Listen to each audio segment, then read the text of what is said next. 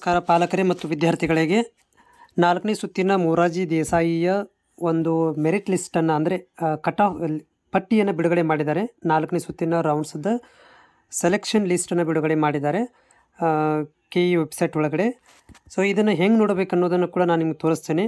ನಾನು ಡಿಸ್ಕ್ರಿಪ್ಷನ್ ಅಂತಂದರೆ ನನ್ನ ಒಂದು ವಿಡಿಯೋ ಕೆಳಗಡೆ ಒಂದು ಡಿಸ್ಕ್ರಿಪ್ಷನ್ ಅಂತ ಇರುತ್ತೆ, ಅಲ್ಲಿ ನಾನು ಲಿಂಕನ್ನು ಹಾಕಿರ್ತೇನೆ.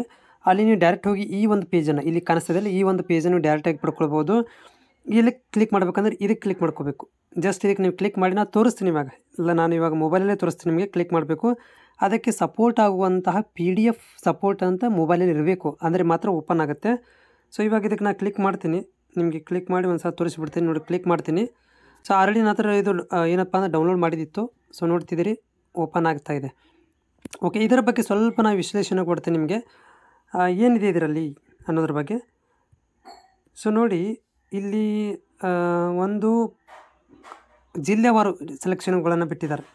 ಸೊ ಇದು ನೋಡ್ಕೋಬೋದು, ಇಲ್ಲಿ ಜಿಲ್ಲೆಯಲ್ಲಿ ರ್ಯಾಂಕ್ ನಂಬರ್ ಮತ್ತು ಅವರ ಕೆಟಗರಿ ಮೇಲೆ ಜನರಲ್ ಕ್ಯಾಂಡಿಡೇಟ್ಗಳಿಗೆ ಇದು ಕೊಟ್ಟಿದ್ದಾರೆ. ಇದು ಬಾಗಲಕೋಟೆ ಜಿಲ್ಲೆಯಲ್ಲಿ ಬರುವಂಥದ್ದು.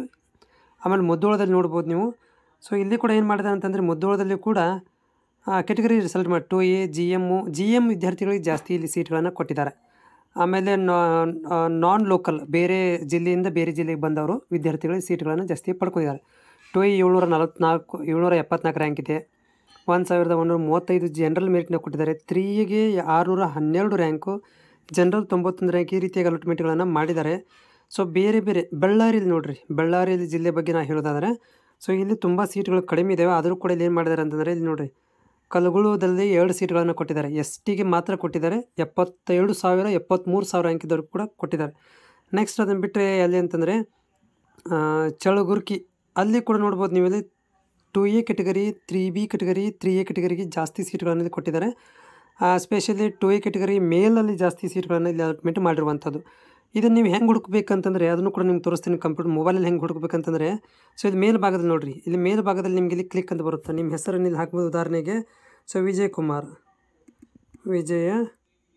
ಅದು ಹೆಂಗಿರುತ್ತೆ ಹಾಗೆ ನೀವು ಹೆಂಗೆ ಕೊಟ್ಟಿರ್ತೀರಿ ಹಾಗೆ ವಿಜಯ್ ಕುಮಾರ್ ಅಂತಿದೆ.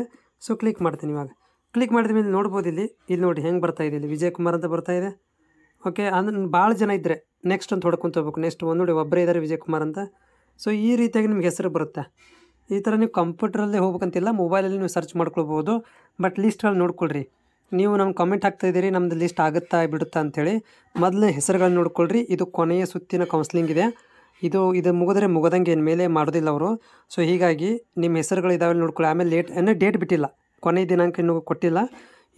ಯಾವ ಹೋಗಿ ಅಡ್ಮಿಷನ್ ಮಾಡಿಸ್ಬೇಕಂತೂ ಕೂಡ ಇನ್ನೂರಿಗೆ ಹೇಳಿಲ್ಲ.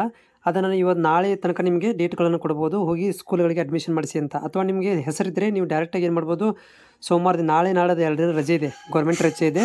ನೀವು ಸೋಮವಾರ ದಿನ ಹೋಗಿ ಏನು ಮಾಡ್ಬೋದು, ಅಡ್ಮಿಷನ್ ತೊಗೋಬೋದು.